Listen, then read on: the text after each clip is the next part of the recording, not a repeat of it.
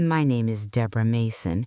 Most people call me Deb, and I'm 62, living in a quiet little stretch of Indiana where the cornfields feel like they go on forever, and everyone waves even if they don't know your name. I wasn't raised with much. My parents taught me two things: pay your bills and don't brag. So I didn't. I worked. I saved. I showed up. That's what I did for my son, Ryan, the only child I ever had. Ryan was the kind of kid who could sweet-talk a teacher out of detention. Smart, charming, quick with a grin. I used to call him my sunshine boy because even on the worst days he could make me laugh. I raised him mostly on my own. His dad, my first husband, wasn't cruel, just absent in every way that counts. When he was 11, he left for work and never really came back. After that, it was me, my second-hand sedan, and two jobs, one at the grocery store, one cleaning offices at night. I didn't do it for praise. I did it because I had a kid who needed shoes and a future. When Ryan grew up, he got into tech. Good money, better benefits. He bought a house in a suburb where everybody's driveway looks like a car commercial. I was proud, truly. Then he married Kelsey. Kelsey was pretty in that polished way, hair always perfect, nails always done, smile always on. But her smile never reached her eyes. You know what I mean? Some people smile like they're greeting you. Kelsey smiled like she was measuring you. At first, I tried. Lord knows I tried. I brought casseroles. I offered to babysit their dog when they traveled. I told myself, Deb, don't be one of those mothers. I stayed in my lane. But little things started happening. Ryan stopped calling like he used to. Holidays became complicated. Invitations came late or not at all. And any time I asked, Ryan would do that soft sigh like I was making his life harder. Mom, we're just busy. Busy. That word can cover a whole lot of distance.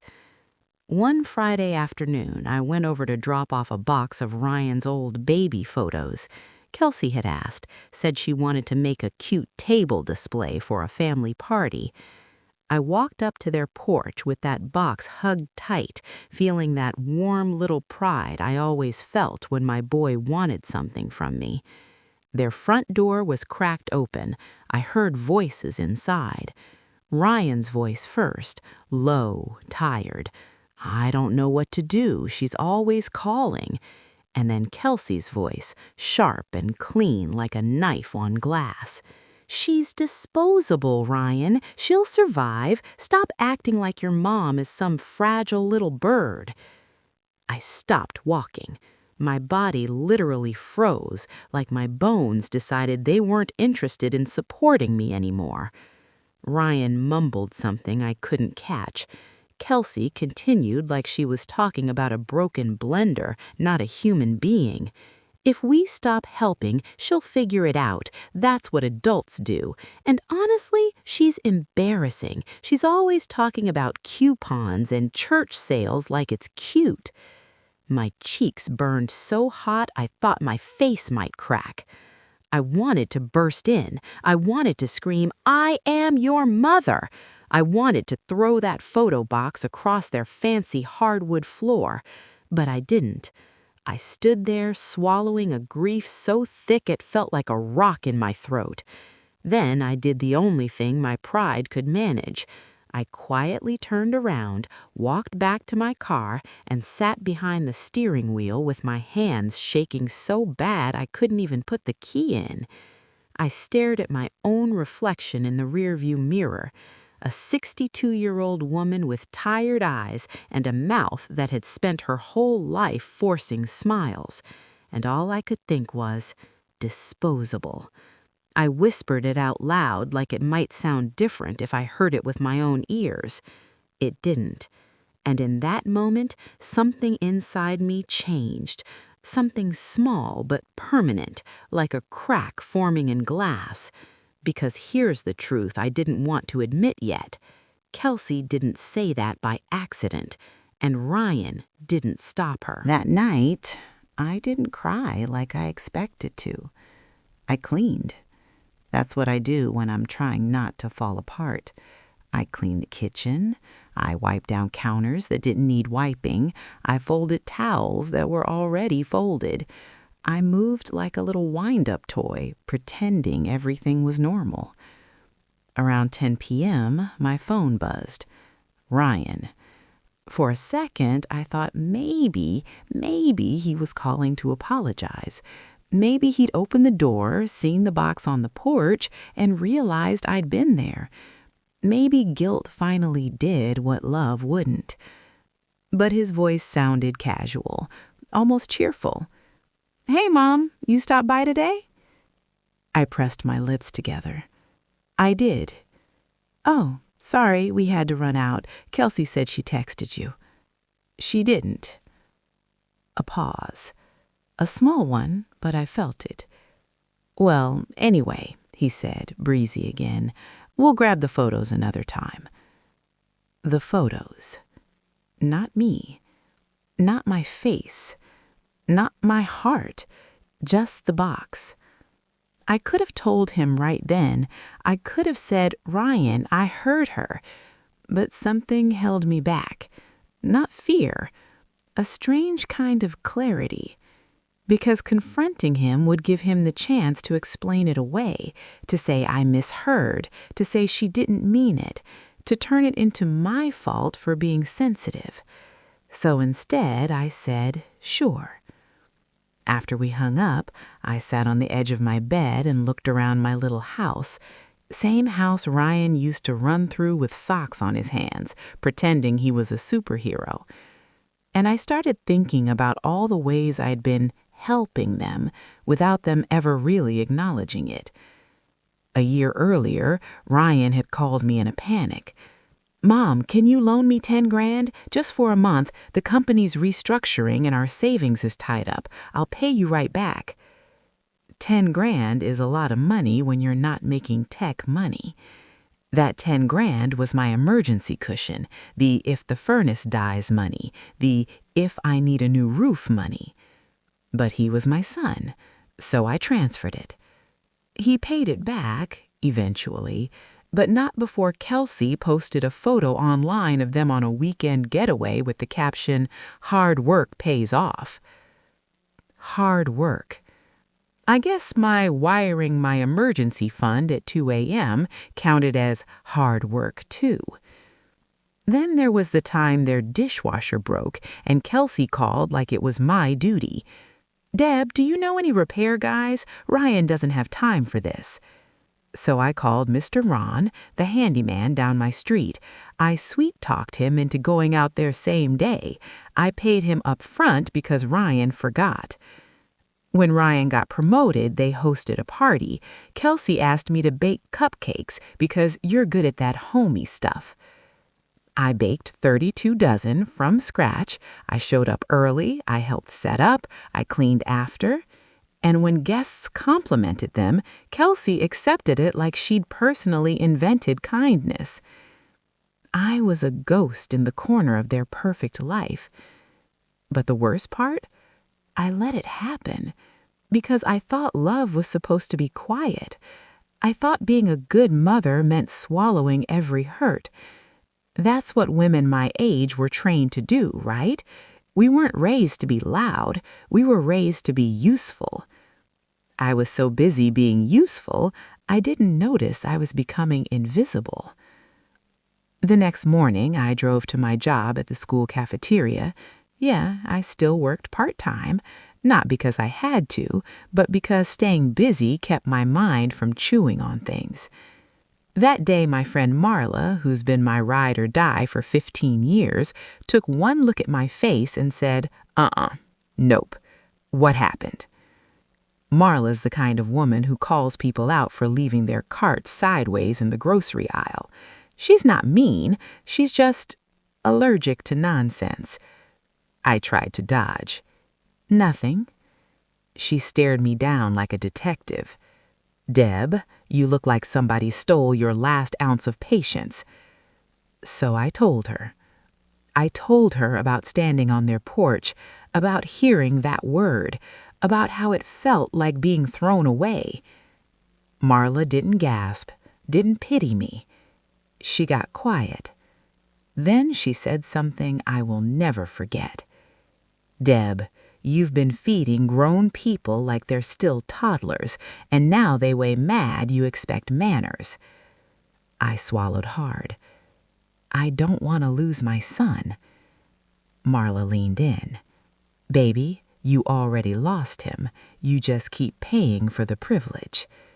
That sentence hit me so hard I had to grip the edge of the counter, because deep down, I knew she was right.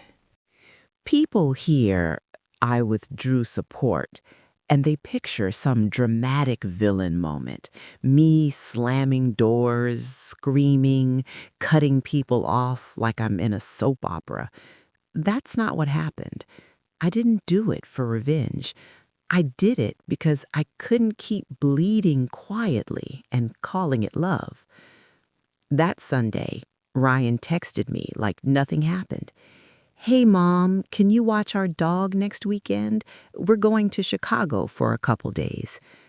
I stared at the message so long my screen dimmed. My hands started to shake again, not from fear, but from something new. Anger, yes, but also self-respect waking up. I typed, "I can't. Hope you find someone." 3 little sentences. No explanation, no apology, no smiley face. A minute later, Ryan called. "Mom, what do you mean you can't? You're always home." Always home. Like my life was a waiting room for their convenience. I said calm as I could. "I have plans." "What plans?" I almost laughed, not because it was funny, but because it was so bold. I had trained him to think my time belonged to him. "My plans are my plans," I said. Ryan's voice tightened. "Is this about Kelsey? Did she say something?" I could have told him. I could have dropped the bomb right there, but I didn't, because I wanted him to sit in that discomfort without me doing all the emotional labor. I said, "I'm just not available." He went quiet. Then came the guilt trip tone. "Mom, you're being weird. We need you." We need you. Not, "I miss you." Not, "Are you okay?" Just need. I swallowed. "I hope your trip is good, Ryan." And I hung up. My heart raced afterward like I'd just done something illegal, and I realized how messed up that was. Why did protecting myself feel like a crime? Over the next few weeks, I stopped doing the little things. I didn't pick up their dry cleaning. I didn't keep a spare key just in case. I didn't send grocery gift cards when Ryan hinted money was tight. I didn't jump every time my phone buzzed. At first, it felt like cutting off a limb. Then it started feeling like unclenching a fist I didn't realize I'd been holding for years. And it wasn't like I stopped loving my son. I still loved him. That's the part people don't get. You can love somebody and still say, "You don't get to treat me like dirt." Around that time, my pastor, Reverend Howell, called to check in. He'd noticed I'd been quiet after service. I told him the basics, kept it respectful. I didn't badmouth Kelsey. I just said I felt thrown away. He sighed. "Deb, sometimes you can't raise adults for people. They have to grow up on their own." I asked, "What if they never do?" He said, "Then you stop offering yourself as the soil for their weeds." That was a churchman way of saying what Marla said, "Stop feeding people who don't say thank you." And I thought I was doing fine, until I got the email. It was from Ryan's mortgage lender. Subject line, immediate action required, cosigner document. My stomach dropped because I hadn't co-signed anything. I opened it, hands cold. There it was, my name, my address, and a request to verify identity for a refinance. A refinance on Ryan's house. My first thought was this has to be a mistake.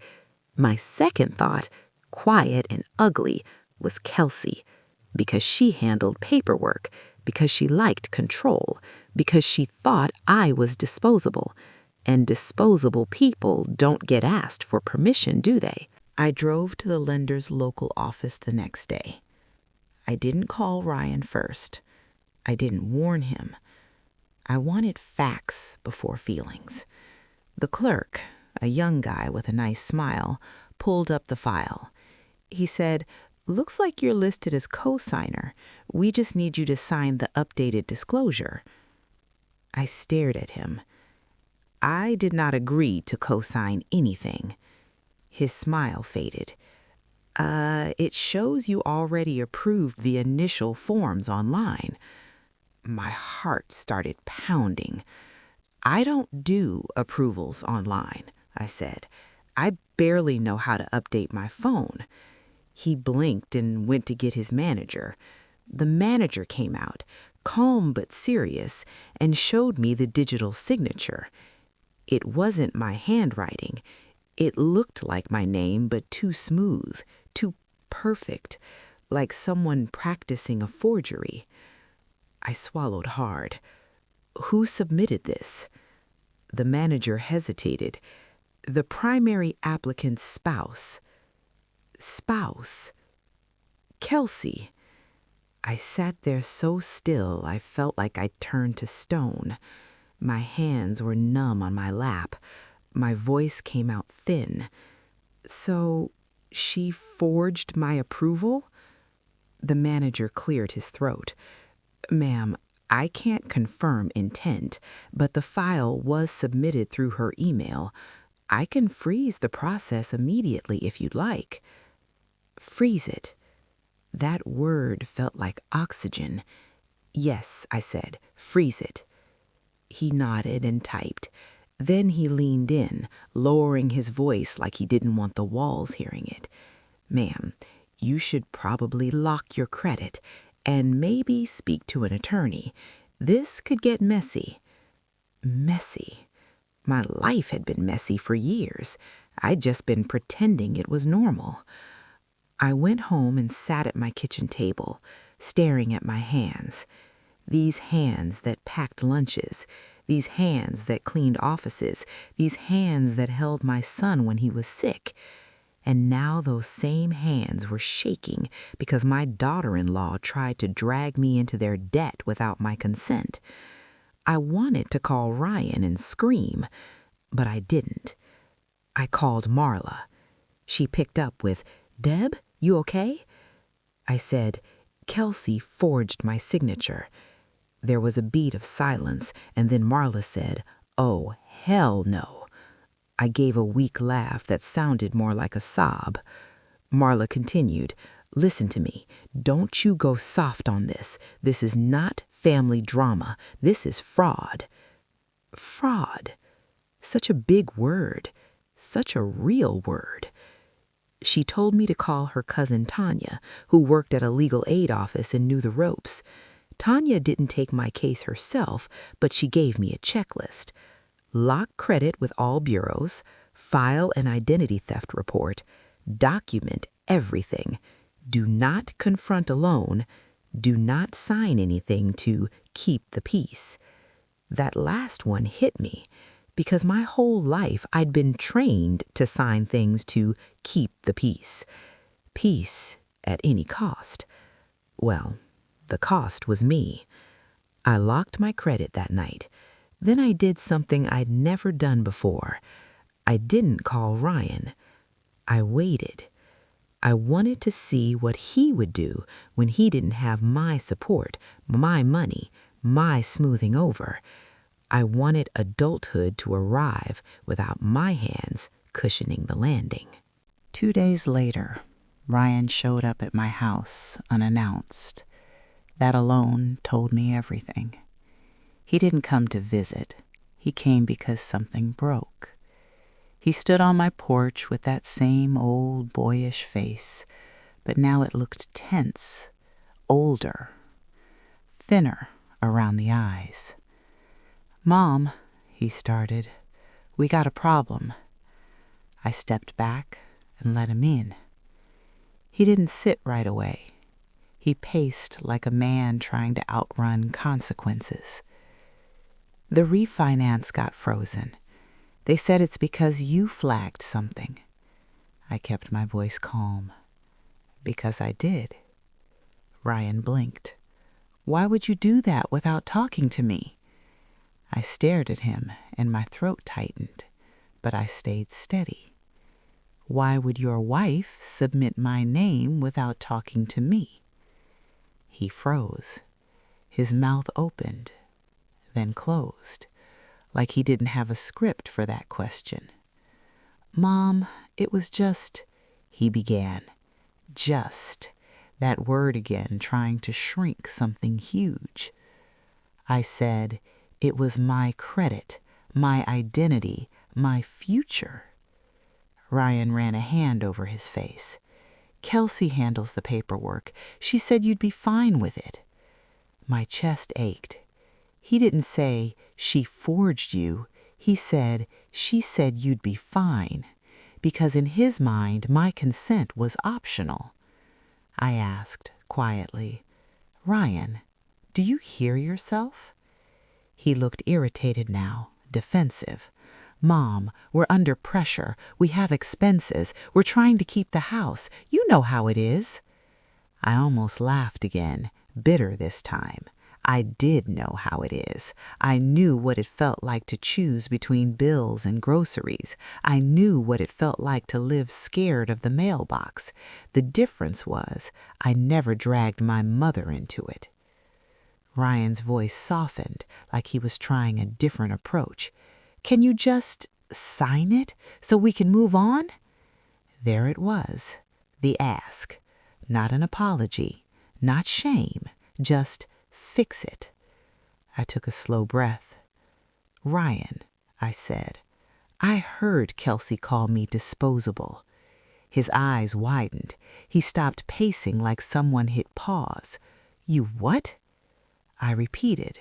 "I heard it. On your porch, and you didn't stop her." Ryan's face went red, then pale. "That's not... She didn't mean..." I raised my hand.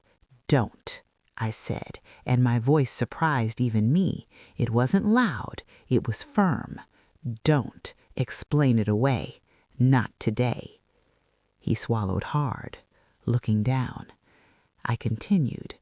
"I'm not disposable. I'm not your emergency fund. I'm not your co-signer. I'm your mother." Ryan's eyes glistened, and for a second I saw the boy in him, but then the adult in him kicked in, pride, panic, pressure. "Mom, Kelsey's gonna freak out." I nodded. "Then let her." Ryan looked at me like I'd grown horns. "What do you mean, let her?" I leaned forward. "I mean, you two are grown. If you can call me disposable, you can figure out your own mess without me cleaning it up." He whispered, "You're really doing this?" I answered, "Yes." His jaw tightened. "Fine. If you won't help, don't expect us around." And there it was, the threat, the weapon, my love for him. He turned to leave, angry and wounded. My heart screamed to chase him, to pull him back, to fix it. But I stayed still, because if I moved, I'd be teaching him the same lesson again. Hurt her, and she'll still fold. I watched him walk out, and when the door clicked shut, I sat down on my couch and cried so hard my ribs hurt.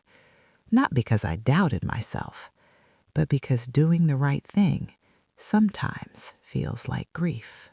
The next week was quiet. No calls, no texts, no fake hope you're well, just silence. And I'd be lying if I said it didn't hurt. I'd wake up, check my phone like a fool, and feel that little sting when nothing was there. Then I'd get mad at myself, because why was I still begging for scraps? Marla kept me grounded. She'd call and say, "Dab, you eatin'? Are you doing that thing where you live off coffee and sadness?" I'd laugh and say, "I'm fine." She'd reply, "Fine is not a food group." One morning, Tanya called too, checking if anything else happened with my credit. She reminded me, if they try again, report it, don't play nice. Then, about 10 days after Ryan stormed out, I got a call from an unknown number. It was Kelsey. I almost didn't answer, but I did because I wanted to hear her tone now that she couldn't control the narrative. Her voice came through sweet as syrup. "Deb, hi. I think there's been a misunderstanding." Misunderstanding. That word people use when they mean I got caught. I said, "There's no misunderstanding." She sighed like I was being difficult. "We're just trying to refinance. It's normal. Families help each other." I laughed once short and sharp. "Families don't forge signatures." Silence. Then the mask slipped. "Okay, fine. Ryan said you heard something. Are you really punishing us over one sentence?" Punishing, as if protecting myself was cruelty. I said, "I'm not punishing you. I'm choosing not to be used." Kelsey's voice rose. "You're being dramatic. You always do this. You make everything about you." I actually smiled at that, tired but clear. "Funny," I said, "because lately I've made everything about you, and I'm done." She huffed. "You know what? Ryan is devastated. You're tearing this family apart." I swallowed. My throat burned. "You tore it apart when you decided my dignity was optional," I said. Then she pulled the last card. "Deb, if you don't sign, we might lose the house." I paused. A part of me wanted to rescue them anyway. But then I remembered that porch, that word, disposable, and I remembered how easy it was for them to treat me like nothing. So I said, calm as a grave, "Then downsize." Kelsey gasped like I slapped her. "You can't be serious." "Oh, I'm serious," I said. "Welcome to adulthood." And I hung up. That night, I didn't sleep much. My mind kept replaying Ryan's face. But you know what else played? A memory from years ago. Ryan at 16, whining because he didn't do his homework. "Mom, can you just write me an excuse note?" And I'd said, "No, honey, you made the choice. You handle the consequences." Back then, I thought I was teaching him. But somewhere along the line, I stopped. I started rescuing him again. And Kelsey, she learned fast that my rescuing could be exploited. Well, lesson time was back. About 3 weeks later, Ryan's friend Derek stopped by my house. Derek had been Ryan's buddy since high school. Good kid, respectful, the kind of young man who still says ma'am without being weird about it. He stood awkwardly on my porch, shifting weight. "Miss Mason," he said, "I hope it's okay I'm here." I nodded. "You're always welcome." He exhaled like he'd been holding something heavy. I just wanted to check on you. Ryan's been rough." I didn't answer right away. I just looked at Derek, and I realized something. This young man cared more about my feelings than my own son did right now. Derek continued, "He's acting like you betrayed him, but honestly, he's not telling the story straight." I leaned against my doorframe. "What story is he telling?" Derek's eyes flicked down, ashamed. "He said you're being petty, that you're mad at Kelsey for not liking your vibe." I actually snorted. "My vibe?" Derek winced. "Yeah, I know." He hesitated, then said, "Miss Mason, I heard them too. My stomach dropped. You heard what? Derek swallowed. I was over there one night. Kelsey was talking to her sister on speakerphone. She said you were a backup plan and that Ryan was easy to manage because he feels guilty about you. I felt like somebody punched my chest. Derek rushed on. I didn't know what to do. I didn't want to get in their business. But when Ryan started talking like you were the problem, I couldn't sit with it anymore. I stared at him. Thank you, I whispered. He nodded. I'm sorry. Then he said something that made my eyes burn. My grandma, she got used too.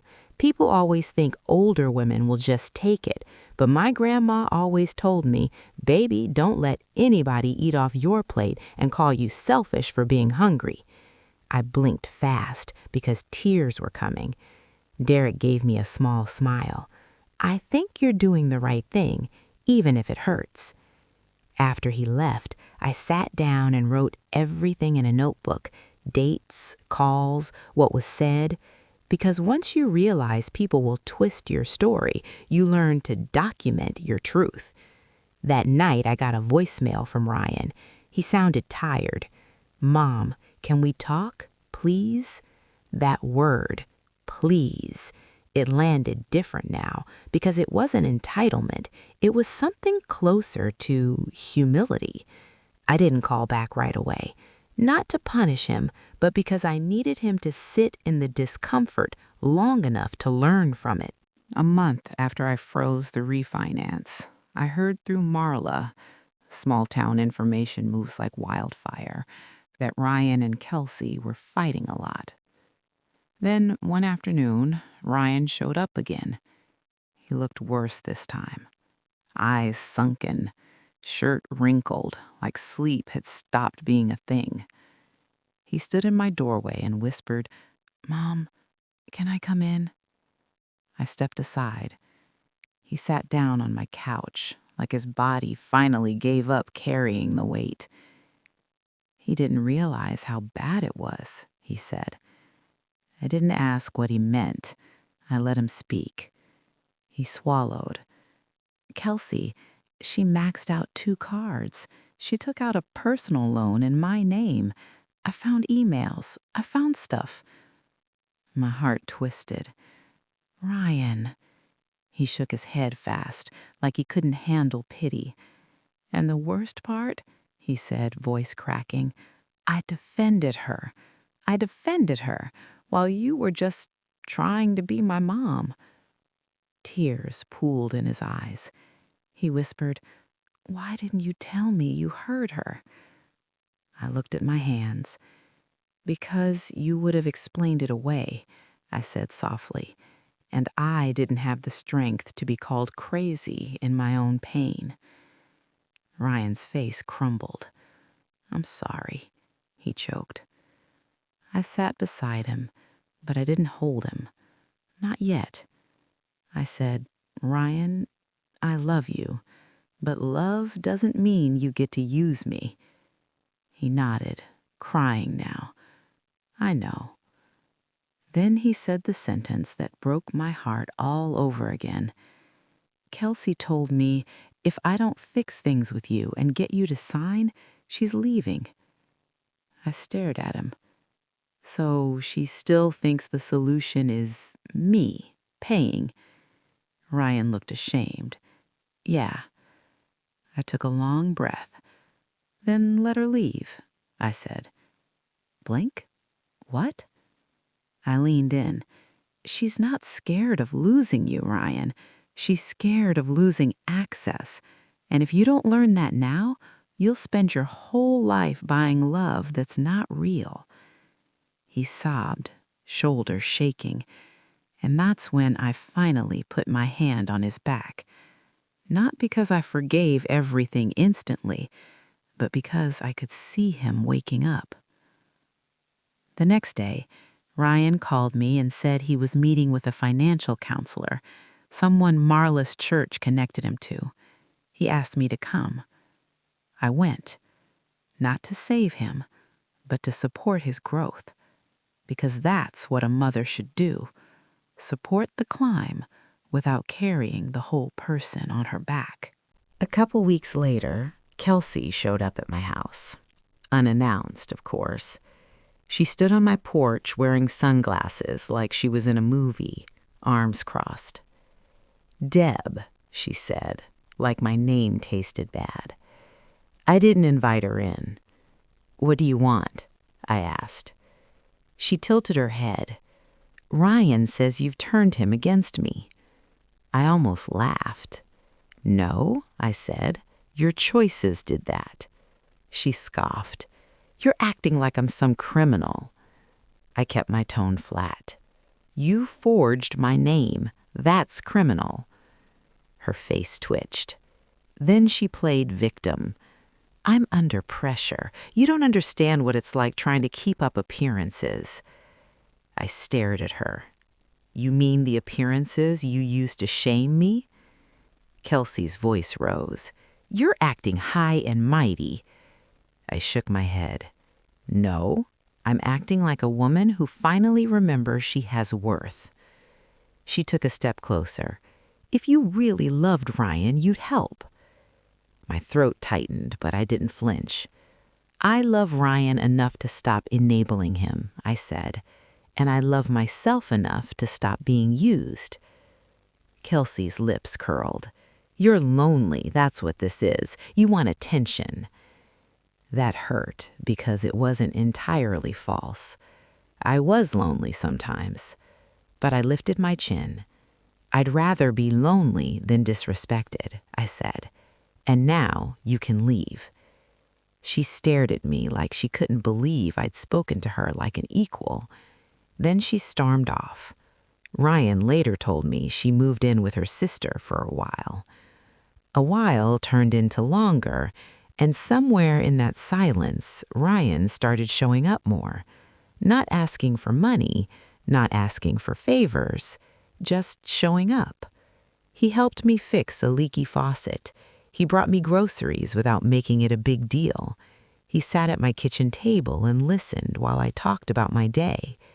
One evening, he looked at me and whispered, "I didn't realize how much I missed just being your son." I cried then, because that was all I ever wanted. Not his money, not his success, just my boy. But I still kept boundaries. I didn't co-sign anything. I didn't rescue him financially. I let him sell some stuff, downsize, restructure. It wasn't glamorous, but it was real. And real is better than perfect. About 6 months after that porch moment, I got a letter in the mail. Not a bill, not junk, a handwritten letter from Ryan. I sat at my kitchen table and opened it like it might break me. The letter said, "Mom, I'm writing because I'm ashamed of how I treated you. I let somebody disrespect you because I wanted peace at home. I thought if I kept Kelsey happy, life would stay easy, but easy isn't the same as good. When you stopped helping, I got mad at you. I blamed you. But the truth is, you didn't abandon me. You stopped enabling me, and I needed that more than I needed your money. I'm learning how to handle my own life. I'm in counseling, I'm working with a financial coach, I'm paying off what I owe, not because I'm trying to win you back, because I'm trying to become someone worth trusting again. If you can't forgive me yet, I understand, but I want to earn my way back into being your son the right way this time. Love, Ryan." I held that letter to my chest and cried like my heart finally unclenched. Not because everything was magically fixed, but because he finally understood the lesson. Love without respect is not love, it's entitlement. Kelsey never apologized, not once, and honestly, that told me everything I needed to know. Ryan eventually filed paperwork to separate finances. Then months later, he filed for divorce. That part wasn't celebrated. Divorce is painful, even when it's necessary. But I watched my son start to stand on his own 2 feet, and I realized something. My withdrawal didn't destroy him, it saved him, because it forced him to see reality without my love acting like a cushion. Now, I'm not telling you this like I'm some hero. I'm just a mother who finally learned that protecting yourself is not cruelty, it's clarity.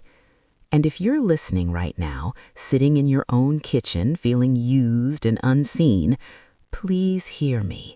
You can love your family and still set boundaries. You can miss them and still say no. You can forgive and still remember.